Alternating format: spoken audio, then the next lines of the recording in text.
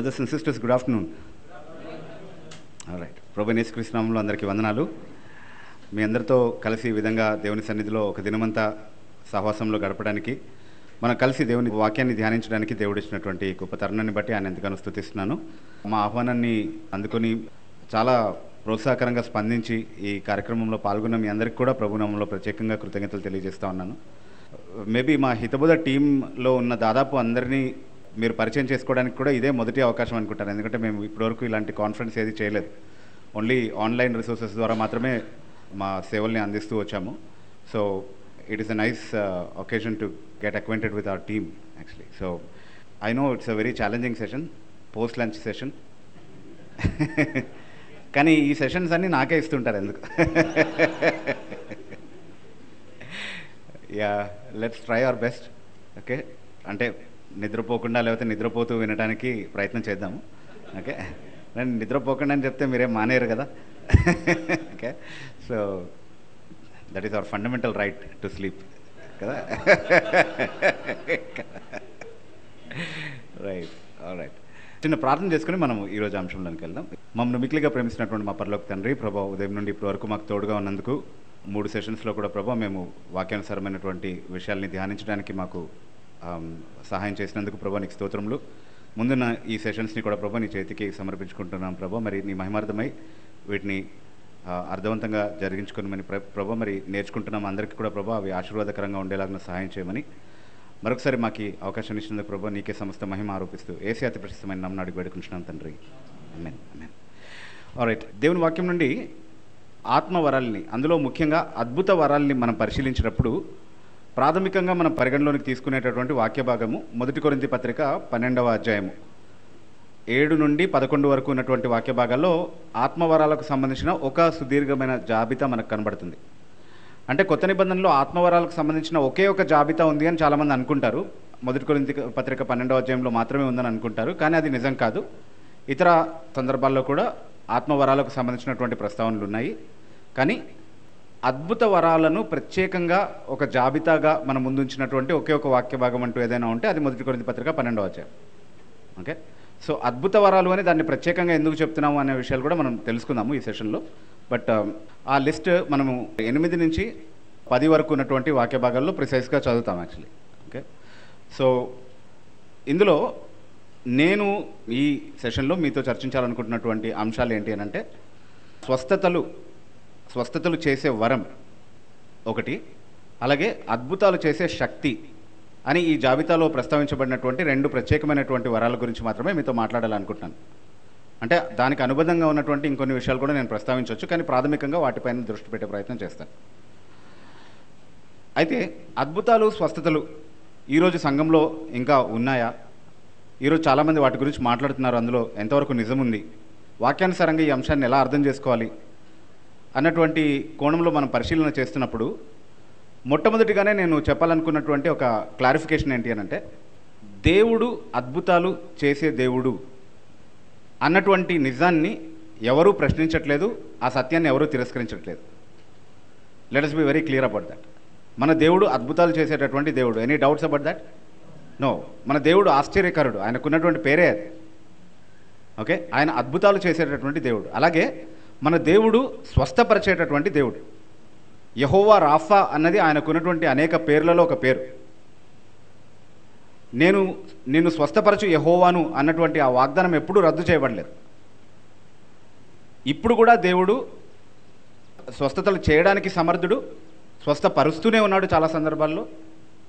అలాగే మనం గమనించాల్సినటువంటి ఒక గొప్ప సత్యం ఏంటి అంటే, ప్రతి స్వస్థత దేవుని హస్తం నుండే వస్తుంది. నువ్వు మందులు తీసుకున్నా, చికిత్సా విధానాలు ఏమైనా అవలంబించినా, అలాంటివి ఏమీ అందుబాటులో లేకపోయినా, ఏ విధంగా అయినా సరే స్వస్థతలు అనేవి కలిగాయంటే అది దేవుని నుండే వస్తాయి. Every healing is from the hand of God, and so it is God who heels. దేవుడే స్వస్థపరిచేవాడు, దేవుడే అద్భుతాలు చేసేవాడు. ఇందులో ఎలాంటి సందేహం ఉండడానికి వీల్లేదు. తర్వాత కేవలం ఎలాంటి మాధ్యమము అందుబాటులో లేకుండానే విశ్వాస సహితమైన ప్రార్థనకు స్పందించి దేవుడు స్వస్థపరచగలడా అంటే ఖచ్చితంగా స్వస్థపరచగలడు. అలా ఆయన చేయడానికి సమర్థుడు, అలా చేస్తున్నాడు కూడా చాలా సందర్భాల్లో. So we are not denying divine healing అనేది గుర్తుపెట్టుకుందాం. దేవుడు స్వస్థపరచగలడు, స్వస్థపరుస్తాడు కూడా ఆయన చిత్తానుసారంగా అన్నటువంటి సత్యాన్ని మనం ఇక్కడ తృణీకరించట్లేదు. కానీ చాలా స్పష్టంగా గమనించాల్సినటువంటి ఒక విషయం ఏంటంటే, మొదటి కొరింథీ పత్రిక 12వ అధ్యాయంలో అద్భుతాలు చేసే వరము లేదా అద్భుతాలు చేసే శక్తి, అలాగే స్వస్థతలు చేసేటటువంటి వరం అని ఆ వాక్యభాగం ప్రస్తావిస్తున్నప్పుడు దేవుడు అద్భుతాలు చేయడం లేదా దేవుడు స్వస్థతలు జరిగించడం అనేటటువంటి విషయాన్ని గురించి అది మాట్లాడట్లేదు. దేవుడు ఒక వ్యక్తికి అవి చేయగలిగేటటువంటి సామర్థ్యాల్ని లేకపోతే వరాల్ని ఇవ్వడం గురించి మాట్లాడుతుంది ఆ వాక్యభాగం. Is that right? ఆ రెండింటికి వ్యత్యాసం ఉందా? దేవుడు స్వస్థపరుస్తాడు అని చెప్పడానికిను దేవుడు స్వస్థపరిచే వరాన్ని ఒక వ్యక్తికి ఇస్తాడు అని చెప్పడానికి వ్యత్యాసం ఉందా? ఆ వ్యత్యాసం అర్థం చేసుకుంటే మనం ఏం చెప్తున్నామో చాలా క్లియర్గా అర్థమైపోతుంది. దేవుడు అద్భుతాలు చేస్తాడు అనడానికిను అద్భుతాలు చేసే శక్తిని ఒక వ్యక్తికి దేవుడు ప్రత్యేకంగా ఇస్తాడు అని చెప్పడంలో వ్యత్యాసం ఉందా? ఉంది. And that's what we are trying to understand. So దేవుడు ఎప్పుడైనా సంఘ చరిత్రలో లేదా వాక్య చరిత్రలో స్వస్థతలు చేసేటటువంటి సామర్థ్యాన్ని, అద్భుతాలు జరిగించేటటువంటి శక్తిని మనుషులకు ఇచ్చాడా? ఇచ్చాడు. చాలా సందర్భాల్లో ఇచ్చాడు. రైట్? అయితే అలాగే ఇప్పుడు కూడా ఇస్తున్నాడా అన్నది ప్రశ్న. ఓకే, దాన్ని మనం పరిశీలించే ప్రయత్నం చేస్తున్నాం. ఆ డిఫరెన్స్ క్లియర్గా అర్థమైంది అనుకుంటున్నాను అందరికీ. Okay, we are not questioning God's power to heal, we are not questioning God's ability to perform wonders and miracles. We are talking about the gift of healing, we are talking about the gift of miracles. అద్భుతాలు చేసే వరాన్ని గురించి, స్వస్థతలు చేసే వరాన్ని గురించి మనం మాట్లాడుతున్నాం. ఇక్కడ ఈ జాబితాలో అంటే బుద్ధివాక్యము, జ్ఞానవాక్యము ఇట్లాంటివన్నీ కూడా ప్రస్తావించారు కదా. కేవలం అద్భుతాలు, స్వస్థతల గురించి, భాషల గురించి, భాషలకు అర్థం చెప్పడం గురించి, వాటి గురించే లేదు. So it's a mixed list. అద్భుత వరాలు ఉన్నాయి, అలాగే సాధారణంగా కనబడేటటువంటిది. ఇప్పుడు నేను మీ ముందు నిలబడి బోధిస్తున్నాను అనుకోండి, అందులో అద్భుతం అనేది ఏమైనా కనబడుతుందా? అందులో అద్భుతమేం లేదు కదా. బేసిక్లీ అది సాధారణ సామర్థ్యంలాగా కనబడే వరం, దో అది పరిశుద్ధాత్మ ఇచ్చేటటువంటి వరమే అయినప్పటికీ. కానీ ఇది దేవుని శక్తి వల్ల మాత్రమే జరుగుతుంది అని క్లియర్గా కనబడేటటువంటి కొన్ని సామర్థ్యాలు ఉంటాయి. అద్భుతాలు చేసేటటువంటి శక్తి లేకపోతే స్వస్థతలు చేసేటటువంటి, అవి దేవుని హస్తాన్ని చాలా ప్రస్ఫుటంగా బయలుపరిచేటటువంటి వరాలు. అందుకే కొన్ని వరాలు అద్భుత వరాలని, కొన్ని వరాలు సాధారణ వరాలు అన్నటువంటి డిస్టింక్షన్ని మనం చేస్తున్నాం. అయితే అలా చేసి వాటిని విడిగా చూడగలిగేటటువంటి బేసిస్, అలా చూడాల్సినటువంటి అవసరత వాక్యాధారంగా ఏదైనా ఉందా, లేకపోతే మనమే కృత్రిమంగా అలాంటి వ్యత్యాసం ఏదైనా సృష్టిస్తున్నామా అన్నటువంటి విషయాన్ని గురించి ఒకసారి మనం ఆలోచిస్తే, 2 కొరింథీ పత్రిక 12వ అధ్యాయము 12వ వచనంలో అద్భుతాలు, మహత్కార్యాలు, సూచక క్రియలు చేయడము అపోస్తలుని చిహ్నాలు అని పేర్కొనబడ్డాయి. అక్కడ they are the signs of an apostle అని ప్రత్యేకంగా ప్రస్తావించబడ్డం మనం చూస్తున్నాం. ఏవి? అద్భుతాలు, సూచక్రియలు, మహత్కార్యాలు చేయడం అనేవి. అంటే అన్ని వరాలు అద్భుతాలు, సూచక్రియలు, మహత్కార్యాలు చేసేవి కావు కదా. కానీ వరాల జాబితాలో కొన్ని అలాంటివి కూడా ఉన్నాయి. వాటిని ప్రత్యేకంగా పరిశీలించేటటువంటి ప్రయత్నం చేస్తున్నాం మనం ఇక్కడ. అయితే వాటిని గుర్తిస్తూ అపోస్తలుడైన పౌలు స్వయంగా వాటిని ఏమని పిలుస్తున్నాడు? ఒక అపోస్తలుని చిహ్నాలు అంటున్నాడు వాటిని. అంటే ఆదిమ సంఘంలో దేవుడు ఆత్మ కుమ్మరించిన తర్వాత ఒక అపోస్తలుని పర్యవేక్షణ కింద ఆదిమ సంఘంలో దేవుడు అనుగ్రహించినటువంటి వరాల గురించి మాట్లాడుతున్నాం మనం. అద్భుతాలు, సూచక్రియలు, మహత్కార్యాలు అని చెప్పినప్పుడు అపోస్తలుడు మాత్రమే చేయగలడు అని కాదు దాని అర్థం. కానీ అపోస్తలుని హస్త నిక్షేపణ కారణంగా, అపోస్తలునితో కలిసి ఆయన పర్యవేక్షణలో పరిచర్య చేయడం కారణంగా, లేకపోతే అపోస్తలుడే మొదట స్వయంగా స్థాపించినటువంటి ఒక ఆదిమ సంఘంలో ఉన్నటువంటి కొందరు సభ్యులుగా ఉండడం కారణంగా సాధారణ విశ్వాసులు కూడా అలాంటి వరాల్ని ప్రదర్శించినటువంటి దాఖలాలు ఉన్నాయి సంఘంలో. చాలా క్లియర్గా మనం అర్థం చేసుకోగలుగుతాం అది న్యూ టెస్ట్మెంట్లో. కాబట్టి అపోస్తలులకి మాత్రమే పరిమితమని కూడా మనం ఏం చెప్పట్లేదు. కానీ ఇక్కడ మనం గమనించాల్సిన విషయం ఏంటంటే, ఇవి ఒక అపోస్తలుని పరిచర్యను నిర్ధారించడానికి, ఒక అపోస్తలుని పరిచర్యని అది దేవుని వద్ద నుండి ఇవ్వబడినటువంటి పరిచర్య, అతను చేస్తున్నటువంటి పరిచర్య దేవుని పిలుపుని అందుకొని చేస్తున్నాడు అన్నటువంటి విషయాన్ని ధృవపరచడం కోసం ఆయనకు ప్రత్యేకంగా వరాలుగా అనుగ్రహించబడినటువంటి సామర్థ్యాలు. ఆయన ద్వారా ఇతరులు కూడా ఆ పరిచర్యలో పాలిభాగస్తులుగా, ఆ పరిచర్యని నిలబెట్టేటటువంటి వారిగా ఆ అద్భుతాలు, ఆ స్వస్థతలు చేసి ఉండొచ్చు. చేసిన దాఖలాలు ఉన్నాయి న్యూ టెస్ట్మెంట్లో. బట్ ప్రాథమికంగా అవి ఒక అపోస్తలుని చిహ్నాలు అన్నటువంటి విషయము లేఖనాలు చెప్తున్నట్టుగా మనం అర్థం చేసుకోవాలి. అద్భుతాలు మనము వాక్య చరిత్రలో ఎప్పుడు గమనించినా సరే, దేవుడు ఆ అద్భుతాలు చేసేటటువంటి సామర్థ్యం ఒక వ్యక్తికి ఎప్పుడు ఇచ్చాడు అని అంటే, అవి ఎప్పుడు కూడా ప్రత్యక్షతలతో ముడిపడి ఉండి దేవుడు వాటిని అనుగ్రహించడాన్ని మనం చూస్తూ ఉన్నాం. అంటే దేవుడు తన వాక్యాన్ని బయలుపరిచినప్పుడు, కొత్తగా తన వాక్య ప్రత్యక్షత ఇచ్చినప్పుడు మాట్లాడేటటువంటి ఈ ప్రవక్త లేకపోతే మాట్లాడేటటువంటి ఈ అపోస్తలుడు తన సొంతంగా మాట్లాడుతున్నటువంటి మాట కాదు, ఇది దేవుడే స్వయంగా ఆయన చేత ప్రత్యక్షత ద్వారా మాట్లాడుతున్నాడు, ఇతను ఆత్మావేశంతో పలుకుతున్నాడు అన్నటువంటి విషయాల్ని వివేచించి అర్థం చేసుకోవడం కోసం దాన్ని అందరూ గుర్తించి అలాగే దాన్ని అంగీకరించగలిగేటటువంటి విధంగా దేవుడు ఆ వరాన్ని అనుగ్రహించినట్టుగా మనం చూస్తున్నాం. అంటే అపోస్తలుల పరిచర్యని అలాగే ప్రవక్తల పరిచర్యల్ని ధృవీకరించడానికి దేవుడే స్వయంగా అద్భుతాలని ఒక సాధనంగా వాడుకున్నాడు. అద్భుతాలు చేసేటటువంటి సామర్థ్యాన్ని వాళ్ళకే ఇచ్చినట్టుగా మనం మొదటి నుంచి లేఖనాల్లో గమనిస్తూ ఉన్నాం. That is the purpose of miracles and healings, all science and wonders. మొదటి నుంచి మనం అదే చూస్తాం. ఓకే, సో కొత్త నిబంధనలో అపోస్తలులు ఎందుకు చేశారు అద్భుతాలు? ఆదిమ సంఘానికి ఎందుకు అద్భుతాలు సూచక్రియలు చేసేటటువంటి వరం అనుగ్రహించబడింది అని అంటే అపోస్తలీయ పరిచర్యని ధృవీకరించడానికి ఇవ్వబడింది. ఇది వాక్య చరిత్రలో మనం మొదటి నుంచి చూస్తున్న విషయం అని చెప్పాను. కొన్ని ఉదాహరణలు మనం చూద్దాం. చూడండి, మోషేని దేవుడు పంపిస్తున్నప్పుడు మోషే చాలా సాకులు చెప్పే ప్రయత్నం చేశాడు కదా, నేను వెళ్ళను దేవా, ఇంకెవరన్నా చూడు అని. జ్ఞాపకం ఉంది కదా. అయితే మోషే అడిగిన చాలా ప్రశ్నల్లో లేకపోతే లేవనెత్తిన చాలా అభ్యంతరాల్లో ఒక ప్రశ్న ఏంటి అని అంటే, నిన్ను ఎవరు పంపించారు అని వాళ్ళు అడుగుతారు, వాళ్ళు నమ్మరు. ఎలా నమ్ముతారు నేను దేవుడి చేత పంపించబడ్డాను అని నేను ప్రకటించుకున్నప్పుడు వాళ్ళు అంగీకరించాల్సిన అవసరం లేదు కదా అన్నటువంటి ఒక సందేహాన్ని దేవుని ముందు పెడతాడు. నిర్గమకాండం 4వ అధ్యాయంలో మొదటి నుంచి మనం చదువుతాం దాని గురించి.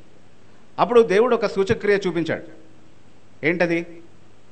నీ చేతిలో ఉన్న కర్ర కింద పడేసి అది పాము అవుతుంది, మళ్ళీ దాన్ని తోకబట్టుకుని చేతిలో తీసుకో, అప్పుడు అది కర్రగా మారిపోతుంది అని చెప్పాడు. అది చూపించిన తర్వాత ఏమన్నాడు 5వ వచనంలో, దీన్ని బట్టి వారు అంటే ఇశ్రాయేలీయులు అబ్రహాము ఇస్సాకు యాకోబుల దేవుడు నీకు ప్రత్యక్షమయ్యాడని వాళ్ళు తెలుసుకుంటారు అని అంటారు. దేన్ని బట్టి? ఎందుకు అద్భుతం చేసి సామర్థ్యం ఇచ్చాడు? ఊరికి నెల ఇస్తుంటాడు దేవుడు, అంతే. దానికి ఒక పర్పస్ ఏమి ఉండక్కర్లేదు.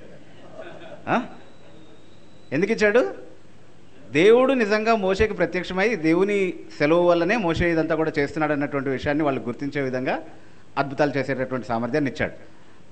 మరి ఆ మిషన్ నెరవేరిందా, సక్సెస్ఫుల్ అయిందా, ఇశ్రాయేలీయులు దాన్ని బట్టి నమ్మగలిగారా అంటే ఎస్. నిర్గమకాండం 14వ అధ్యాయం 31వ వచనంలో మోషే ఇశ్రాయేలీయుల ఎదుట, ఐగుప్తీయుల ఎదుట కూడా చేసినటువంటి అనేకమైనటువంటి సూచక్రియలు చూసిన తర్వాత వాట్ వాజ్ ఎండ్ రిజల్ట్? వారు యెహోవా యందును ఆయన సేవకుడైన మోషే యందును నమ్మిక ఉంచిరి. దేన్ని బట్టి?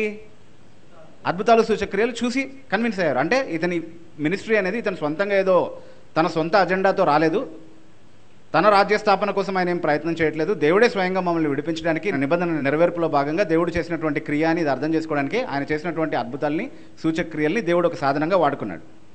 ఇలాంటి సందర్భాల్ని మనం ఏలియా పరిచర్యలో కూడా చూస్తాం. అంటే చాలామంది ప్రవక్తల పరిచర్యలో చూస్తాం. ఇంకొక ఎగ్జాంపుల్ చెప్తున్నాం. సారెపత్తు విధవరాల దగ్గరికి ఏలియా వెళ్ళిన తర్వాత మొదటి రాజుల గ్రంథం 17వ అధ్యాయం 24వ వచనం మనం గమనించినప్పుడు ఆమె బిడ్డ చనిపోవడము, మళ్ళీ ఏలియా అద్భుతం ద్వారా మళ్ళీ లేవడం అనేటటువంటిది మనం గమనిస్తున్నాం అక్కడ. అది చూసిన తర్వాత 24వ వచనంలో ఆమె ఒక గొప్ప ఒప్పుకోలు చేస్తుంది. దీన్ని బట్టి నువ్వు దైవజనుడవై ఉన్నావనియు యెహోవా నీ ద్వారా పలికించినటువంటి మాట నిజమనియు నేను నమ్ముతున్నాను. నువ్వు దైవజనుడు అని నమ్ముతున్నాను, అలాగే యెహోవా నీ ద్వారా పలికినటువంటి మాట నిజమని నమ్ముతున్నాను. దీన్ని బట్టి, దేన్ని బట్టి? అక్కడ జరిగినటువంటి సూచక క్రియను బట్టి, అక్కడ జరిగినటువంటి అద్భుతాన్ని బట్టి. సో ఏలియా ప్రవక్త యొక్క పరిచర్యను నిలబెట్టడానికి దేవుడు అద్భుతాలని ఒక సాధనంగా వాడుకున్నాడు. స్వయంగా ఏలియా ఆ మాట అంటున్నాడు. చూడండి, 18వ అధ్యాయం 36వ వచనంలో ఆ బయలుదేవత ప్రవక్తల్ని సవాల్ చేసినటువంటి సందర్భంలో తాను బలి అర్పించిన తర్వాత దేవునితో ఇలా ప్రార్థన చేస్తున్నాడు. ఏమని? ఆ అగ్ని పంపించి తన బలి అర్పణని దహించమని దేవునితో ప్రార్థన చేస్తూ దానికి కారణం చెప్తున్నాడు. ఇశ్రాయేల్లో యెహోవాయే దేవుడని, నువ్వు పంపిన సేవకుడిని, అలాగే ఈ కార్యములన్నీ నీ సెలవు వల్లనే నేను తెలుసుకున్నానని ఈ ప్రజలు తెలుసుకునేలాగా ఈ అద్భుతం చేయమని అంటున్నాడు. చేశాడు దేవుడు. అలాగే వాళ్ళందరూ కూడా కన్విన్స్ అయ్యారు.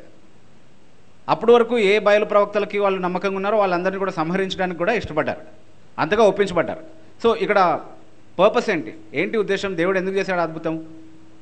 ఏలియా ప్రవక్త యొక్క పరిచర్యని ధృవీకరించడానికి, అది దేవుడే చేస్తున్నటువంటి కార్యమని నిర్ధారించడానికి. ఇలాంటి సందర్భాలు చాలా మనము పాత నిబంధనలో వాక్యంలో అద్భుతాలు జరిగినటువంటి ప్రతి సందర్భంలోనూ మనం చూస్తున్నాం.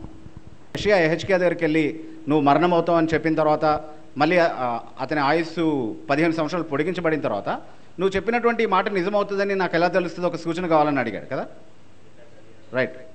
సో అది తెలుసు, మనందరికీ ఆ స్టోరీ తెలుసు. బట్ ఆ సూచక్రియ ఎందుకు ఇవ్వబడింది? యెషయా తన సొంతంగా మాట్లాడట్లేదు, దేవుని మాటనే సెలవిస్తున్నాడని తెలియపరచడం కోసం. అలాగే కన్యక గర్భం ధరించి ఒక కుమారుని కనును, ఆయనకు ఇమ్మాన్యుయేల్ అని పేరు పెట్టబడును అన్నటువంటి సూచన ఎందుకు ఇచ్చాడు? రాజు ఏమన్నాడంటే, నేను సూచన అడిగి దేవుణ్ణి శోధించను అని అన్నాడు. అంటే అతిభక్తి ప్రదర్శించాడు కావాలని. సూచన అడుగు, నువ్వు ఏ సూచన అడిగినా దేవుడు తన మాటను పెట్టుకుంటాడని చెప్పడానికి నేను చూపిస్తాను అని అడిగినప్పుడు, నేను అలాంటి సూచన ఏమి అడగదలుచుకోలేదు అని రాజు చెప్పినప్పుడు, దేవుడు తానే నీకు ఒక సూచక్రియ ఇస్తున్నాడు, ఇలా జరుగుతుంది అన్నటువంటి మాట అక్కడ చెప్తున్నాడు. అంటే యెషయా ద్వారా దేవుడు పలికించినటువంటి మాట నిజమని, ఆయన దేవుని ప్రవక్త అని, అతను దేవుని సెలవు వల్లనే ఆ పరిచర్య అంతా కూడా చేశాడు అన్నటువంటి విషయాన్ని ఆ విధంగా ధృవీకరించాడు దేవుడు అన్నటువంటి విషయాన్ని మనం అర్థం చేసుకుంటున్నాం. సో కొత్త నిబంధనకు వచ్చేసరికి యేసుక్రీస్తు ప్రభు యొక్క పరిచర్యని మనం గమనిస్తే, యేసుక్రీస్తు ప్రభు చాలా అద్భుతాలు చేశాడు, చాలా సూచక్రియలు చేశాడు. ఎందుకు చేశాడు? ఆయనే స్వయంగా, అంటే నికోదేము అంటే ఒక పరిసయుడే ఆయన దగ్గరకు వచ్చి, నువ్వు దేవుని వద్ద నుండి పంపబడినటువంటి బోధకుడు అని మాకు తెలుసు, ఎందుకంటే దేవుడు అతనికి తోడుగా లేకపోతే నువ్వు చేసేటటువంటి క్రియలు ఎవరు చేయలేరు అని అన్నాడు. అంటే యేసుక్రీస్తు ప్రభు తన సొంతంగా చెప్తున్నటువంటి మాటలు కాదు, ఆయన సొంతంగా ఏదో విప్లవం తీసుకురావాలన్నటువంటి ఉద్దేశంతో చేస్తున్నది కాదు, ఆయన నిజంగా సత్యమే మాట్లాడుతున్నాడు అన్నటువంటి విషయాన్ని ధృవీకరించడానికి అద్భుతాలని సూచక్రియల్ని చేసినట్టుగా మనం చూస్తూ ఉన్నాం. అందుకే ప్రభువే స్వయంగా చాలాసార్లు యోహాను సువార్తలో 5వ అధ్యాయంలో కావచ్చు, 8వ అధ్యాయంలో కావచ్చు, నేను మాట్లాడుతున్నటువంటి మాటల్ని బట్టి నన్ను నమ్మండి, లేకపోతే నేను చేస్తున్నటువంటి క్రియల్ని బట్టి అయినా నన్ను విశ్వసించండి అని చెప్పడం మనం చూస్తూ ఉన్నాం. అంటే ఆయన చేస్తున్నటువంటి క్రియలు ఖచ్చితంగా దేవుని ద్వారా తప్ప, దేవుని ఆత్మ ద్వారా తప్ప ఎవరూ చేయలేరు అన్నటువంటి విషయాన్ని అందరూ ఒప్పుకోగలరు. అలాంటి అద్భుతాలని ఆయన చేశాడు, అలాంటి సూచక్రియల్ని ఆయన చేశాడు. తర్వాత అపోస్తలులు ఎందుకు చేశారు సూచక్రియలు, అపోస్తలులు ఎందుకు చేశారు అద్భుతాలు అని అంటే అదే పర్పస్. దానికి కూడా చాలా స్పష్టంగా మనం హెబ్రీలకు రాసిన పత్రిక 2వ అధ్యాయంలో 3-4 వచనాలు ఒకసారి గమనిస్తే, ఇంత గొప్ప రక్షణను నిర్లక్ష్యం చేస్తే మనం ఎలా తప్పించుకుంటామని చెప్తూ, ఈ రక్షణ మొదట ఎవరి ద్వారా ప్రకటించడం ప్రారంభమైందంట?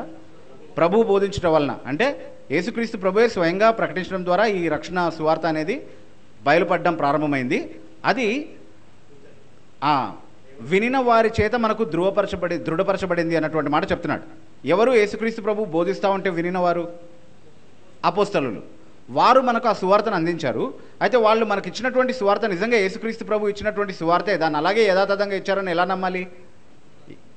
వాళ్ళు చేసినటువంటి అద్భుతాలు, సూచక్రియలు, మహత్కార్యాల ద్వారా. అందుకే అవి అపోస్తలుని చిహ్నాలు అని ప్రత్యేకంగా పిలువబడ్డాయి. అపోస్తలులు ఇచ్చినటువంటి సందేశం అంతా కూడా దేవుని సందేశమే, వాళ్ళు చేసినటువంటి పరిచర్య అంతా కూడా దేవుని ద్వారానే జరిగినటువంటి పరిచర్యాన్ని నిర్ధారించుకోవడానికి దేవుడు ఇది చేశాడు. సో మనము ఇదివరకు ఒక సెషన్లో ప్రత్యక్షతలు నేటికి కొనసాగుతున్నాయా అన్నటువంటి ఒక అంశాన్ని గురించి పరిశీలించాం. ప్రత్యక్షతల గురించి మనకు అర్థమైన విషయం ఏంటి? దేవుని ప్రత్యక్షత అంతా కూడా ఈ 66 పుస్తకాల్లో నిక్షిప్తమై ఉంది. 66 బైబిల్లో ఉన్నటువంటి ఈ 66 పుస్తకాల వెలుపల దేవుని ప్రత్యక్షత అనేది ఎక్కడ కూడా లేదు. అలా లేనప్పుడు ప్రత్యక్షతలు ఈరోజు ఇంకా వస్తున్నాయని చెప్పడానికి అవకాశం లేనప్పుడు, ఖచ్చితంగా అలా చెప్పే అవకాశం లేదు. ఎందుకనంటే ఈ ప్రత్యక్షతల గురించి మాట్లాడుతూ ఇది ప్రవక్తలు మరియు అపోస్తలులు వేసినటువంటి పునాది అని చెప్తుంది వాక్యం కదా. ఎఫెసీ పత్రిక 2వ అధ్యాయము 20వ వచనంలో ఈ వాక్యాన్ని ఉద్దేశించి మాట్లాడుతూ ఇది అపోస్తలులు మరియు ప్రవక్తలు వేసినటువంటి పునాది అంటున్నారు. హెబ్రీ పత్రిక 1వ అధ్యాయం 1వ వచనంలో ప్రవక్తల ద్వారా నానా విధాలుగా దేవుడు పాత నిబంధనలో మాట్లాడాడని, కొత్త నిబంధనలో అంటే ఈ దినముల అంతమందు తన కుమారుని ద్వారా మనతో మాట్లాడితే, మళ్ళీ హెబ్రీ పత్రిక 2వ అధ్యాయం 3-4 వచనాల్లో ఇప్పుడే చూసాం కదా, వినిన వారి చేత అది మనకి దృఢపరచబడింది అన్నటువంటి విషయాలు మనం చూసాం. సో ఈ 2 సోర్సెస్ ద్వారా దేవుడు మనతో మాట్లాడాడు. పాత నిబంధనలో ప్రవక్తల ద్వారా, అది పాత నిబంధనలో ఉంది, పాత నిబంధన గ్రంథంలో. అలాగే ఈ కాలం దినంలో అంతమంది తన కుమారుని ద్వారాను ఆయన అపోస్తలుల ద్వారాను మనతో దేవుడు మాట్లాడాడు. ఈ 2 సోర్సెస్ ద్వారానే దేవుడు మనతో మాట్లాడతాడని బైబిల్లో చాలా క్లియర్గా ఇండికేషన్ ఉంది. ఆ తర్వాత కూడా మళ్ళీ కరిస్మాటికుల ద్వారా, పెంతికొస్తుల వాళ్ళ ద్వారా మనతో మళ్ళీ మాట్లాడతాడని ఎక్కడ చెప్పలేదు దేవుడు. ఉందా ఎక్కడన్నా వచనంలో? ఉంటే చూపించండి. ఓకే. సో కాబట్టి ఈ 2 సోర్సెస్ని దేవుని వాక్యం రికగ్నైజ్ చేసింది. ఈ 2 సోర్సెస్ని మనం కూడా అక్నాలెడ్జ్ చేస్తున్నాం డెఫినెట్లీ. అందుకే ఈ 66 పుస్తకాల వెలుపల ఎక్కడ దేవుని యొక్క ప్రత్యక్షత లేదు. ఇది పునాది అని చెప్పుకున్నాం. ఒక పునాది అని మనం మాట్లాడుతూ, ఒక బిల్డింగ్కి పునాది ఎన్నిసార్లు వేస్తారు? ఇంకోసారి పునాది వేసామంటే అర్థం ఏంటి? అది వేరే పునాది, వేరే బిల్డింగ్ అని అర్థం, అంతేనా? యేసుక్రీస్తు ప్రభు ఎన్ని సంఘాలు కట్టాడు? ఒకటే సంఘం కట్టాడు. ఎన్నిసార్లు పునాదులు వేయాలి దానికి? ఒకసారే వేశాడు ఆయన. ఏం పునాది అది? అపోస్తలులు ప్రవక్తలు వేసిన పునాది. ఈరోజు నాకు ప్రత్యక్షత వస్తున్నాయి మళ్ళీ అని అంటే ఏం చెప్తున్నారు? ఇంకో బిల్డింగ్ కడుతున్నారు అంతే. ఎగ్జాక్ట్లీ. అందుకే అది క్రైస్తవం కాదు, అది వేరొక మతం వైపుకి దారితీస్తుందని చెప్తాం మనం. అందుకే చూసాం కదా మార్మన్స్, లేటర్ డే సెయింట్స్, ఆ ఎగ్జాంపుల్స్ అన్నీ చూసాం కదా. అది అంతా వేరొక మతం. అది లేటర్ డే సెయింట్స్, తర్వాత సెవెంత్ డే అడ్వెంటిస్ట్, ఇంకా మీరు చెప్పండి. అంటే ఈ అవాంతర శాఖల్లో 90% అన్నీ కూడా కొత్త ప్రత్యక్షతల ద్వారా తయారైనవే, ఇంక్లూడింగ్ ఇస్లాం. యేసుక్రీస్తు మేము సిలువ వేయబడిన యేసుక్రీస్తుని ప్రకటిస్తున్నామని చెప్తుంటే, సిలువ వేయబడని యేసును ప్రకటించినటువంటి ప్రత్యక్షత ఎక్కడి నుంచి వచ్చింది? అది ప్రత్యక్షతే మరి, కానీ దేవుని ప్రత్యక్షతనా? అది కాదు. రైట్? ఎందుకు అది కాదు? ఎందుకు అది కొనసాగట్లేదని మనం నమ్మాలి? ఎందుకంటే అది కొనసాగదు అన్నటువంటి ఆలోచన బైబిలే చాలా స్పష్టంగా మనకు నేర్పించింది కాబట్టి. అంటే ఈ బైబిల్ ఒక్కసారి పునాదిగా వేయబడిన తర్వాత దీనితో ఇంకేమీ జత చేయబడదు, this is a closed canon అన్నటువంటి అండర్స్టాండింగ్ చాలా క్లియర్గా బైబిల్ గ్రంథమే మనకిచ్చింది. అందుకే దానియేలు గ్రంథం 9వ అధ్యాయం 24వ వచనం నుండి మనం చదివినప్పుడు మెస్సియా వచ్చి నెరవేర్చాల్సినటువంటి ఖచ్చితమైనటువంటి కార్యాల్లో ప్రవచనాల్ని, దర్శనాల్ని ముద్రించడానికి ఆయన వచ్చాడు అన్నటువంటి మాట చెప్పబడింది. తన అపోస్తలుల ద్వారా ఆయన చెప్పాలనుకున్నవన్నీ కూడా సంఘానికి అందించిన తర్వాత ఈ క్యానన్ ఆయన క్లోజ్ చేసి ఉండకపోతే మెస్సియా పరిచర్య ద్వారా దర్శనాలు, ప్రవచనాలు ముద్రించబడతాయని చెప్పేటటువంటి మాటలో ఎలాంటి అర్థము ఉండదు. అందుకే మీరు చూడండి, కరెక్ట్గా ఈ బైబిల్ గ్రంథ రచన పూర్తయిన తర్వాత నుంచి కొత్త ప్రత్యక్షతలుగా గ్రంథస్థం చేయబడినటువంటి ఏ ప్రత్యక్షత ద్వారా అయినా సరే సంఘానికి నష్టమే తప్ప లాభం ఎప్పుడూ కలగలేదు. ఓకే, సో దేవుని వాక్యం అయినటువంటి బైబిల్ తప్ప ఇంకెక్కడ కూడా దేవుని యొక్క ప్రత్యక్షత లేదు. సో ఈ పునాది వేయడానికి ఈ అద్భుతాలని, సూచక్రియల్ని దేవుడు ఒక సాధనంగా వాడుకున్నాడు. ఎందుకంటే పునాదిగా దేవుడు, సంఘానికి పునాదిగా దేవుడు బయలుపరిచినటువంటి ఈ వాక్యం సత్యం అని నిర్ధారించడానికి అద్భుతాలని, సూచక్రియల్ని దేవుడు ఒక సాధనంగా వాడుకున్నాడు. సో ఈరోజు చాలామంది ఈ మాటలు విన్నప్పుడు ఏమంటారు అని అంటే, చూడండి అలా కాదు, 1 కొరింథీ పత్రిక 12వ అధ్యాయానికి ఒకసారి మనం తిరిగి వస్తే అది చాలా స్పష్టంగా మనకు నేర్పించే ఒక సత్యం ఏంటి అని అంటే, అద్భుతాలు, సూచక క్రియలు అన్నవి, లేకపోతే అద్భుతాలు, లేకపోతే స్వస్థతలు చేసేటటువంటి వరము, అక్కడ విశ్వాసం అని ఇంకొక వరం ఉంది, చూసారా మీరు ఆ జాబితాలో? ఇది ఏ విశ్వాసం గురించి మాట్లాడుతుంది? రక్షణార్థమైనటువంటి విశ్వాసం గురించి మాట్లాడుతుందా? కాదు, ఇది అద్భుతాలు చేసేటటువంటి ప్రత్యేకమైన సామర్థ్యానికి సంబంధించిన విశ్వాసం గురించే మాట్లాడుతుంది. యేసుక్రీస్తు ప్రభు చెప్పాడు కదా, మీకు ఆవగింజంత విశ్వాసం ఉంటే ఈ కొండతో మాట్లాడితే అది వెళ్ళి సముద్రంలో పడిపోమంటే పడిపోతుందని చెప్పాడు. అది ఏ విశ్వాసం? అదే వరంగా అనుగ్రహించబడేటటువంటి విశ్వాసం. ఇక్కడ ఒకనికి విశ్వాసం అనే వరం ఇవ్వబడింది అని చెప్తున్నాడు కదా 1 కొరింథీ పత్రిక 12వ అధ్యాయంలో. సో అది అందరికీ ఉండేది కదా. ఈరోజు నేను ట్రై చేస్తే ఎందుకు అవ్వట్లేదు? కేసీఆర్ గారి ఫామ్ హౌస్ మా ఇల్లు ఉండే దగ్గరకు వచ్చేస్తే బాగుంటుందని శాసిస్తే ఎందుకు రావట్లేదు అంటే రాదు. ఎందుకంటే విశ్వాసం అనేటటువంటి వరం నాకు ఇవ్వబడలేదు కాబట్టి. అది ఒకరికి ఇవ్వబడేటటువంటి వరం, కానీ అది ఈ రోజుల్లో ఆపరేటివ్గా ఉందా అన్నది ప్రశ్న అనమాట. ఆ విశ్వాసం అనే వరం, అద్భుతాలు చేసేటటువంటి వరం, స్వస్థతలు చేసేటటువంటి వరం, అది ఈరోజు కూడా సంఘంలో వినియోగంలో ఉందా అనేది మనం పరిశీలిస్తే దానికి చాలామంది ఏం చెప్తారంటే, కాదు ఇవన్నీ కూడా ఎందుకు ఇవ్వబడ్డాయని చెప్తున్నాడు, ఒక కారణం చెప్తున్నాడు కదా 1 కొరింథీ పత్రిక 12వ అధ్యాయంలోనే, సంఘ క్షేమాభివృద్ధి కోసం. ఇప్పుడు సంఘం ఉందా? దానికి క్షేమాభివృద్ధి కావాలంటే మరి ఉండాలా అక్కర్లేదా? మరి అందుకే సంఘం ఉన్నంత వరకు అది కూడా ఉండాలి మరి కదా. సంఘం ఉన్నంత వరకు అది కూడా ఉండాలి, లేకపోతే క్షేమాభివృద్ధి ఎట్లా వస్తుంది వాటి వల్ల? వెరీ ఫెయిర్ పాయింట్ కదా. కానీ మీరు అర్థం చేసుకోవాల్సిన విషయం ఏంటంటే, సంఘానికి పునాది ఎలాగైతే ఒక్కసారే వేయబడిందో, ఒకసారి వేయబడినటువంటి పునాది నుండి ఈరోజు మనకు ప్రయోజనం ఉందా లేదా? అది లేకపోతే ప్రయోజనం ఉందా లేదా? లేదు. రైట్? అంటే ఎప్పుడో మా తాతల టైంలో పునాది వేశారండి, ఇది బాగాలేదు, ఇప్పుడు మాకు ప్రయోజనకరంగా లేదు, ఈ పునాది తీసేద్దాం అనుకుంటే అవుతుంది అట్లా? ఆ పునాది ఎప్పటికీ ప్రయోజనమే సంఘానికి, ఎప్పటికీ దానివల్ల క్షేమాభివృద్ధి, అవునా? అలాగే ఆ పునాది వేయడానికి సహాయపడినటువంటి, ఆ పునాది నిజంగా దేవుడు వేసిన పునాది అని దృఢపరచడానికి దేవుడు ఏ అద్భుతాలని, సూచక్రియలను అయితే వాడుకున్నాడో వాటి వల్ల ఇప్పుడు కూడా మనకు క్షేమాభివృద్ధి ఉంది. ఎందుకంటే అవే లేకపోతే అప్పుడు ఆ పునాది వేయబడ్డం సాధ్యమై ఉండేది కాదు. వాటి వల్లనే సంఘానికి అవసరమైనటువంటి పునాది దేవుడు వేశాడు కాబట్టి వాటి వల్ల వచ్చినటువంటి క్షేమాభివృద్ధి సంఘం ఉన్నంత కాలము సంఘానికి అందినట్లే, అది ప్రయోజనకరంగానే ఉండింది. కాబట్టి ఈరోజు అవి ఉంటేనే వాటి వల్ల మనం ప్రయోజనం పొందగలుగుతాం, లేకపోతే లేదు అని చెప్పేటటువంటి వాదన పూర్తిగా అపార్థం వల్ల కలిగేటటువంటి ఒక వాదనే తప్ప అది పూర్తిగా దేవుని యొక్క ఉద్దేశాన్ని అర్థం చేసుకొని చెప్పేటటువంటి మాట కాదు. Okay, that's the first point to remember. తర్వాత ఇప్పుడు యోహాను సువార్త 14వ అధ్యాయం 12వ వచనంలో యేసుక్రీస్తు ప్రభువు చెప్పాడు కదా, అంటే ఇప్పుడు అద్భుతాలు సూచక్రియలు ఇప్పుడు లేవు, అది అప్పుడు పునాది వేయడానికి మాత్రమే, పునాది వేయడం అయిపోయింది కాబట్టి వాటిని ధ్రువపరిచేటటువంటి అద్భుతాలు కూడా అయిపోయాయి. అందుకే హెబ్రీ పత్రిక 2వ అధ్యాయంలో 3-4 వచనాలు చదివినప్పుడు వీటి ద్వారా అంటే ఈ అద్భుతాలు సూచక్రియల ద్వారా వారు చెప్పినటువంటి మాటలు దృఢపరచబడ్డాయి అని పాస్ట్ టెన్స్లో మాట్లాడుతున్నాడు. అప్పటికే అది అయిపోయినటువంటి కార్యంగానే మాట్లాడుతున్నాడు కదా. సో అది అయిపోయింది, ఇంక ఇప్పుడు జరగదు అని ఒకవేళ వాదిస్తే కనుక యేసుక్రీస్తు ప్రభు ఏమన్నాడు యోహాను సువార్త 14వ అధ్యాయం 12వ వచనంలో, నేను వెళ్ళిపోతున్నాను కాబట్టి తండ్రి దగ్గరికి, నాకంటే గొప్ప కార్యాలు, నా యందు విశ్వసించువాడు నాకంటే గొప్ప కార్యాలు చేస్తాడు. మరి దాని సంగతి ఏంటి? అందుకే మేము టచ్ అంటాం, వాళ్ళు పడిపోతారు. అదే ఆయన చేసిన దానికంటే గొప్ప కార్యం అంటే మేము టచ్ అనడం, వాళ్ళు పడిపోవడం, అంతేనా? అదేనా ఆయన చేసిన దానికంటే గొప్ప కార్యం? ఆయనేమో చనిపోయిన వాళ్ళని లేపాడు, మేము టచ్ అంటే వాళ్ళు పడిపోతున్నారు, అది ఆయనకంటే గొప్ప కార్యం అంట. వినేవాడు పిచ్చోడు అయితే హరిదాస్ కూడా ఇంగ్లీష్లో చెప్తాడంట హరికథ.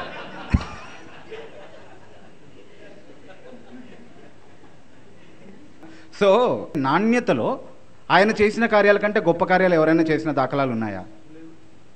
అపోస్తలులైనా సరే ఆయన చేసిన దానికంటే గొప్ప కార్యం చేశారా? నాణ్యతలో చేశారా? ఒక్క కార్యం చెప్పండి, యేసుక్రీస్తు ప్రభు చేసిన దానికంటే గొప్ప కార్యం వాళ్ళు చేసింది చెప్పండి. ఒక ఆయన చెప్పే ప్రయత్నం చేశాడు నాకు. యేసు ప్రభు వస్త్రాలు తాకితే స్వస్థపడ్డారు, అపోస్తలుల వస్త్రాలు తాకితేనే స్వస్థపడ్డారంట, అది గొప్ప కార్యం అంట దానికంటే. అది ఫినిహాస్ లాజిక్. అలాంటి వాళ్ళు మాత్రమే చెప్పగలరు అది. అందుకే వాళ్ళు మొక్కలు చూపించరు అనమాట, బయటకు వస్తే ట్రోల్ అవుతారని చెప్పి.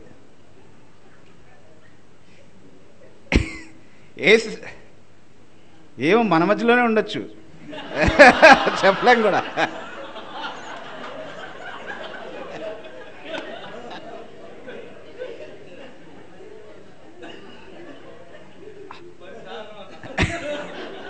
ఫినియాస్ ఎవరు చేయి చూపించండి.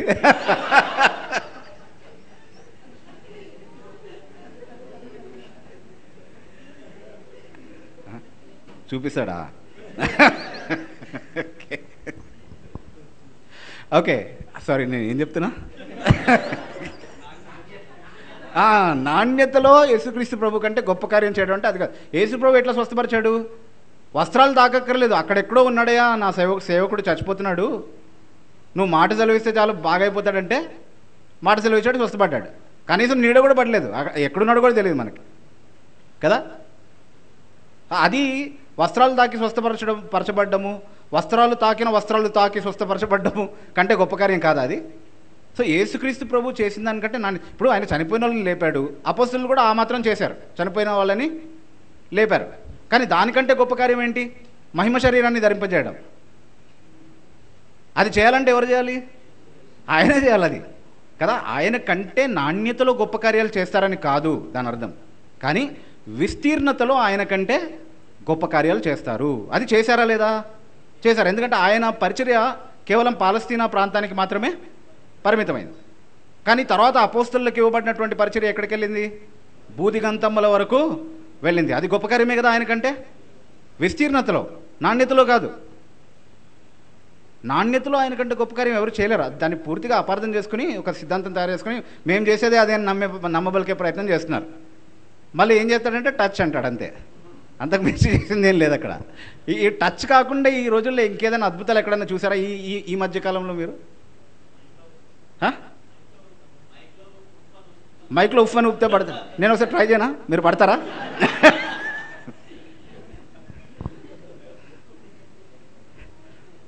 కాబట్టి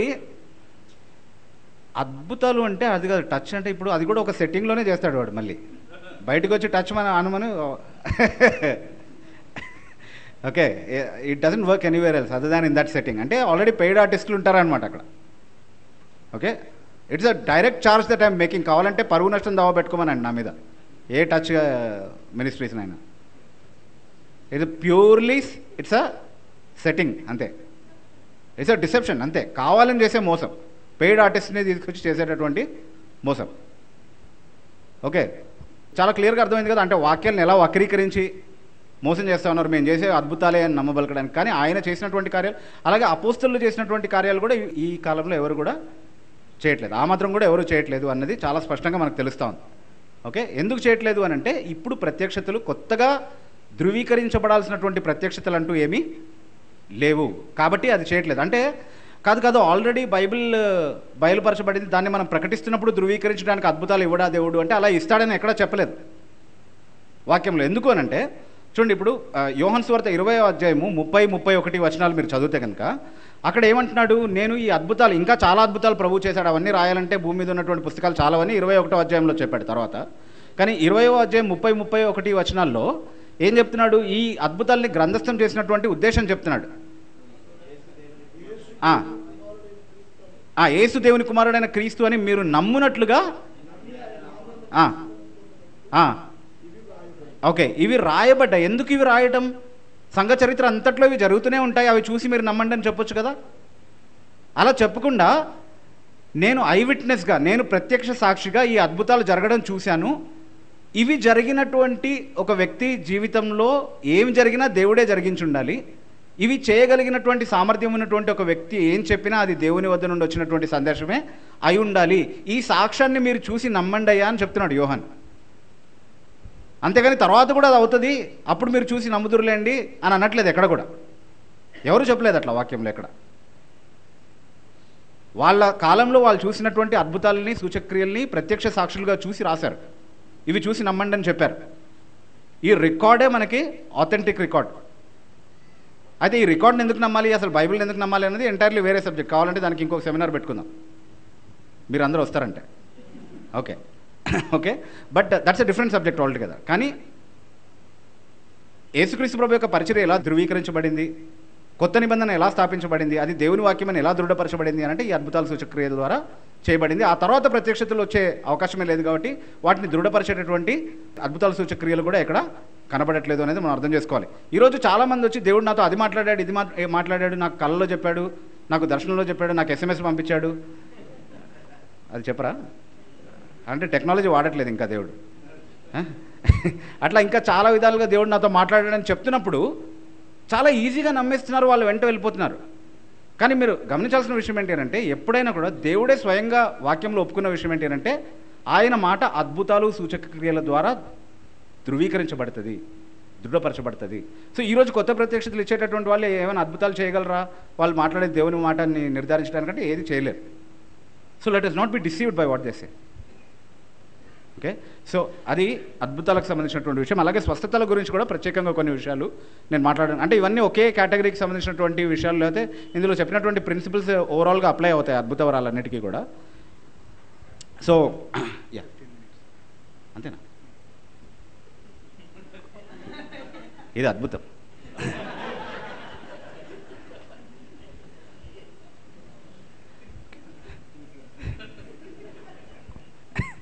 అంటే అంత లూజ్గా వాడతామన్నమాట ఆ పదాన్ని మనం. అద్భుతం అంటే దేవుడే స్వయంగా అంటే ప్రకృతి నియమాలకు అతీతంగా జరిగేదాన్ని అద్భుతం అంటాం మనం. కానీ మనం చాలా లూజ్గా వాడేస్తాం అద్భుతం అనేటటువంటి. బిర్యానీ అద్భుతంగా ఉందండి ఈరోజు, అది అద్భుతం కాదు. నేను ఎగ్జామ్లో పాస్ అయిన బ్రదర్, అద్భుతం జరిగింది, బహుశా అది అద్భుతం అయి ఉండొచ్చు.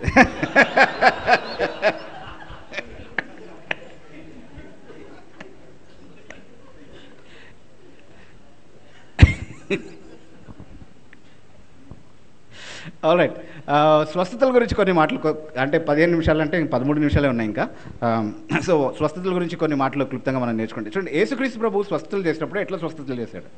ఎవరికి కనిపించిన తలకాయ నొప్పి, ఎవరికి కనిపించిన కడుపు నొప్పి తప్ప ఏమీ స్వస్థపరచలేకపోయాడు ఆయన. ఏం స్వస్థపరిచాడు? కుష్ఠవ్యాధి కలిగినటువంటి వాడిని స్వస్థపరిచాడు, ఊచ చేయగలిగినటువంటి వాడిని స్వస్థపరిచాడు,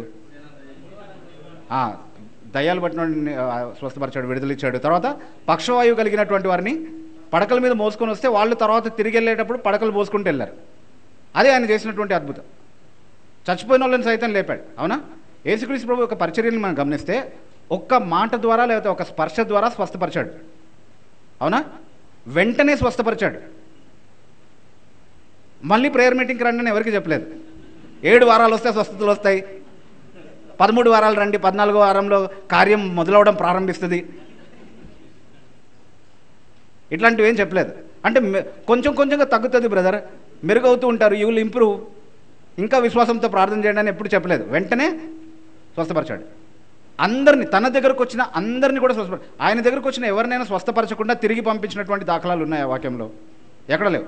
ఆయన ఎవరి దగ్గరికైనా వెళ్ళినప్పుడు కావాలా వద్దా, స్వస్థపరచాలా వద్దా అని ఆయన నిర్ణయించుకునేటువంటి హక్కు ఆయనకు ఉంది. కాబట్టి ఒక సందర్భంలో ఆయన సొంత గ్రామంలో వాళ్ళు అవిశ్వాసులుగా కనబడేసరికి అక్కడ అనేకమైనటువంటి అద్భుతాలు ఆయన చేయలేదు ఒక సందర్భంలో.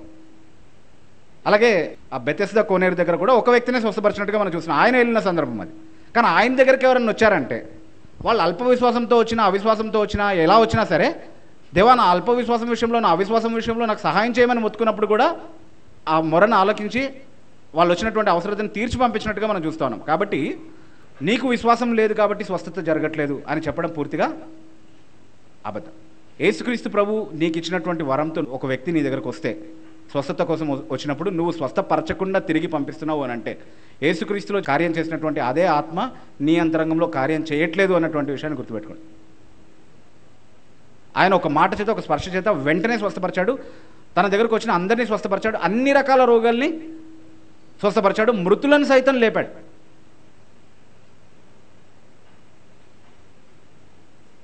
లాజర్ బయటికి రా అంటే ఏమైంది? లాజర్ పేరు చెప్పకుండా బయటికి రా అంటే ఏమై ఉండేది? అందరూ వచ్చి ఉండేవాళ్ళు. ఇప్పుడు ఈరోజు స్వస్థతలు చేసే వాళ్ళని సమాధి దగ్గరికి తీసుకెళ్ళి పిలవమంటే పిలిస్తే ఏమవుతుంది? ఏమవ్వదు. అది వ్యత్యాసం అనమాట. దాన్ని స్వస్థత వరం అంటారా? నీ మీటింగ్స్కి నువ్వు సెట్టింగ్ చేసుకున్నటువంటి పెయిడ్ ఆర్టిస్ట్ని నువ్వు స్వస్థపరచడం కాదు. నాతో రా, నేను గాంధీ హాస్పిటల్కి తీసుకెళ్తాను, నేను బర్న్ వార్డ్కి తీసుకెళ్తా. కుష్టు వ్యాధిని స్వస్థపరిచినటువంటి దేవుడు బర్న్ వార్డ్లో ఉన్నటువంటి వాళ్ళని స్వస్థపరచలేడా? చచ్చిపోయిన వాళ్ళని లేపినటువంటి దేవునికి అదేమైనా అసాధ్యమా? కాదు కదా. నేను తీసుకెళ్ళిన చోటకు వస్తారా ఎవరని నేను ఓపెన్గా చెప్తున్నా, సవాల్ విసురుతున్నాను. స్వస్థత వరం ఈరోజు నాకుంది అని చెప్తున్నటువంటి ఏ క్యాండిడేట్ అయినా సరే వచ్చేసండి, openly welcome, be my guest. నువ్వు చెప్పినవన్నీ చేస్తాను నేను. నాకు విశ్వాసం లేదని మాత్రం చెప్పొద్దు నువ్వు. ఎందుకంటే నేను యేసుక్రీస్తు ప్రభువుని విశ్వసించిన ఈ విశ్వాసం కోసం నేను జీవిస్తాను, అవసరమైతే ఈ విశ్వాసం కోసం నేను మరణిస్తాను కూడా. అంతగా నేను యేసుక్రీస్తు ప్రభువుని నమ్ముతున్నాను. కాబట్టి నాకు విశ్వాసం లేదన్న అభియోగం నువ్వు వేయొద్దు. కానీ నువ్వు చెప్తావు విశ్వాస సహితమైన ప్రార్థన రోగిని స్వస్థపరుస్తుందని నువ్వు చెప్తావు. కానీ ఆ సందర్భాన్ని చదివితే ఎవరి విశ్వాస సహితమైన ప్రార్థన రోగిని స్వస్థపరుస్తుంది? ప్రార్థన చేసేవాడి విశ్వాస సహితమైన ప్రార్థన. కాబట్టి లోపం నీలో ఉంది, నాలో కాదు. నువ్వు స్వస్థతల పేర్లతో జనాల్ని చంపుతావు, కానీ నీకు విశ్వాసం ఉంది అనుకుంటావు. ఓకే, నేను స్వస్థత పొందినా పొందకపోయినా నా విశ్వాసం కోసం నేను చనిపోవడానికి సిద్ధంగా ఉన్నాను. నాది విశ్వాసం, నీది కాదు. ఓకే, సో యేసుక్రీస్తు ప్రభు చేసినటువంటి అవే స్వస్థతలు ఈరోజు చేసేటటువంటి సామర్థ్యం ఎవరికి లేదు. కాబట్టి అపోస్తలులు చేసినటువంటి అవే స్వస్థతలు ఈరోజు చేసేటటువంటి సామర్థ్యం ఎవరికి లేవు. కాబట్టి అది మాత్రమే కదా, ఏ స్వస్థత చేసేటటువంటి సామర్థ్యం ఎవరికి ఈరోజు లేదు. కాబట్టి అద్భుత స్వస్థతలు మేము చేస్తామని చెప్పేటటువంటి వాళ్ళకి అలాంటిది ఏమీ లేదు. కాబట్టి అది ఈరోజు ఉంది, మనం నమ్మాల్సిందే.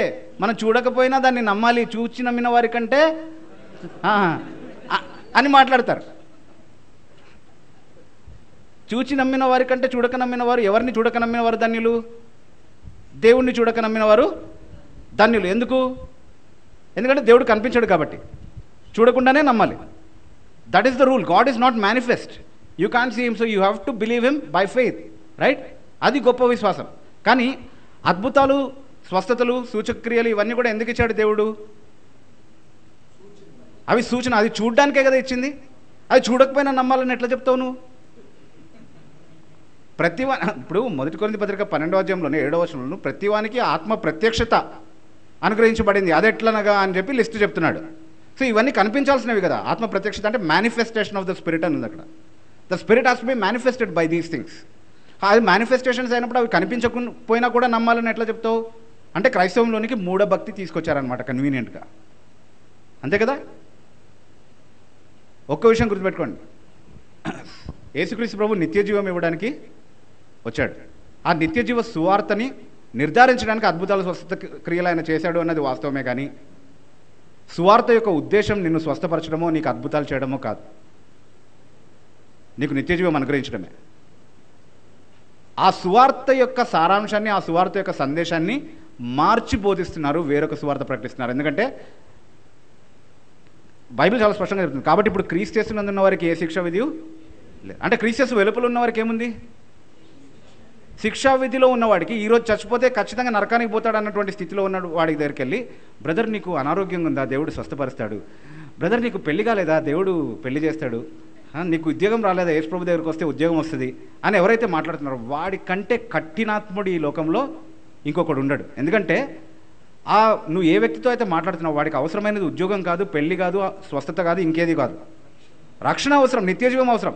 అది చెప్పకుండా ఇది చెప్పాలని నేను ప్రేరేపించేటటువంటి ఆ వేరొక ఆత్మ, వేరొక సువార్త నిన్ను ప్రకటించేలాగా చేస్తుంది. అది ఖచ్చితంగా శాపగ్రస్తమైనటువంటి సువార్త.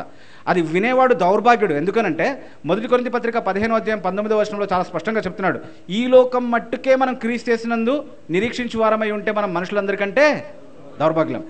ఈ లోకం మట్టుకే క్రీస్తునందు నిరీక్షించేటటువంటి సువార్తతోనే చాలామంది ఆకర్షించబడుతున్నారు, చాలామంది ఆహ్వానించబడుతున్నారు.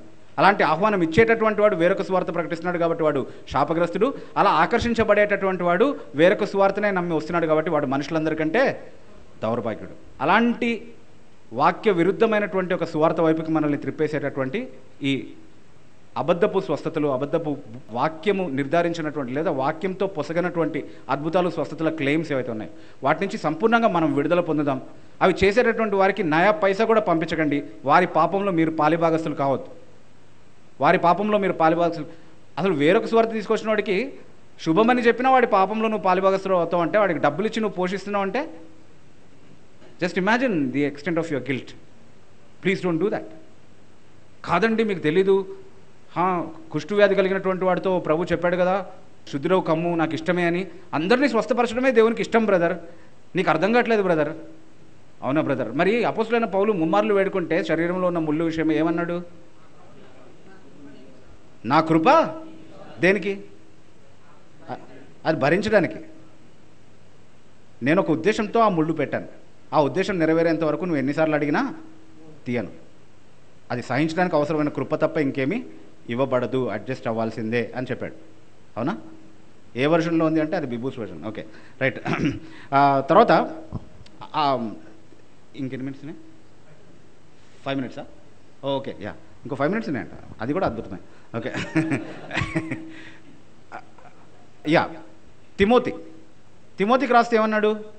నీ కడుపులో వ్యాధి కోసం అట్లా చెప్పకూడదు బ్రదర్, కొంచెం ద్రాక్షారసం అని చెప్పాలి, కొంచెంని అండర్లైన్ కూడా చేయాలి, లేకపోతే కానీ ఆ కొంచెం తాగే వాళ్ళకు కూడా తిమోతికి ఉన్న కడుపులో వ్యాధి ఉంటేనే తాగండి. ఓకే, కానీ పాయింట్ ఏంటంటే నీకు విశ్వాసం ఉంటే మందులు వేసుకోకూడదని చెప్పే బ్యాచ్ ఒకటి ఉంది కదా, ఆ బ్యాచ్కి అనమాట వచ్చిన. నీకు విశ్వాసం ఉంటే మందులు వేసుకోకూడదని చెప్పి వీళ్ళు చంపిన ఇద్దరు నాకు తెలుసు, అట్లీస్ట్ పర్సనలీ. హంతకులు వీళ్ళు, నరహంతకులు, దుర్మార్గులు. వీళ్ళు సువార్థికులు కాదు, సువార్థికుల ముసుగులో ఉన్నటువంటి సాతాను అనుచరులు. యేసుక్రీస్తు ప్రభు ప్రాణాలు ఇవ్వడానికి వస్తే వీళ్ళు ప్రాణాలు తీయడానికి వచ్చినటువంటి ప్రాణాంతకులు. నమ్మద్దు వీళ్ళని. మా సొంత మామయ్య అంటే మా అమ్మ వల్ల, అన్నయ్య వల్ల మనమరాలు, నా పెద్ద కూతురు వయసు ఉంటుంది ఆ పిల్లకి. ఆమెకి అనారోగ్యం వచ్చి అది ముదురుతూ ఉంటే, లేదు మీకు విశ్వాసం ఉంటే మీరు వెళ్ళకూడదు అన్నారు. వాళ్ళు వెళ్ళలేదు, పిల్ల చచ్చిపోయింది. She is dead. She was a 9th standard baby. ఆ టైంలో 9th స్టాండర్డ్లో చదువుతున్న చిన్న పాప. అట్లాగే ఒక పెంతెకోస్తు పాస్టర్ వాళ్ళ కుమార్తె, ఇప్పటికీ మాకు గుర్తుంది, నేను చాలా చిన్నగా ఉన్నప్పుడు స్కూల్ డేస్లో. ఆ అమ్మాయి 6th స్టాండర్డ్లో చదువుతుంది. ఆ అమ్మాయికి క్యాన్సర్ ఏదో వచ్చి కొంచెం అది స్ప్రెడ్ అవుతా ఉంది, ఆ కాలు తీసేస్తే బ్రతుకుతుందని చెప్పారు. కాదు, మేము దేవుని పైన విశ్వాసం ఉంచుతాము, దేవుడే స్వస్థపరుస్తాడని చెప్పి అమ్మాయిని చంపేశారు. That's another incidents that I've seen. ఇంకా ఎంతమందిని చంపుతారో వీళ్ళు మనకు తెలియదు. అంటే నాకు తెలిసిన పర్సనల్ ఇన్సిడెంట్స్ ఇవి. బయటికి రాకుండా జాగ్రత్త పడేటటువంటి చాలా విషయాలు ఇంకా ఉంటాయి. దేవదాస్ అయ్య గారు, బైబిల్ మిషన్ ఫౌండర్ దేవదాస్ అయ్య గారు సిగ్గా ఉన్నప్పుడు హాస్పిటల్కి మనం వెళ్దామని చెప్తే ఆయన చాలా స్పష్టంగా చెప్పాడు, చాలామందికి ఆసుపత్రికి వెళ్ళొద్దని మనం చెప్పిన తర్వాత మనమే ఆసుపత్రికి వెళ్తే అది దేవుని నామానికి అవమానం కాబట్టి వెళ్ళకూడదని చెప్పాడంట ఆయన. తర్వాత అక్కడే ఆ పుస్తకంలోనే ఆయన చనిపోయినప్పుడు ఆయనకి 23 రోగాలు ఉన్నాయంట. అంటే ఆసుపత్రికి వెళ్ళి నయమవుతే అది దేవుని నామానికి అవమానం, కానీ 23 రోగాలతో చచ్చిపోతే అది దేవుని నామానికి మహిమనా? ఆలోచించండి. ఏం బోధలండి ఇవి? బైబిల్లో ఉన్నటువంటి బోధలా?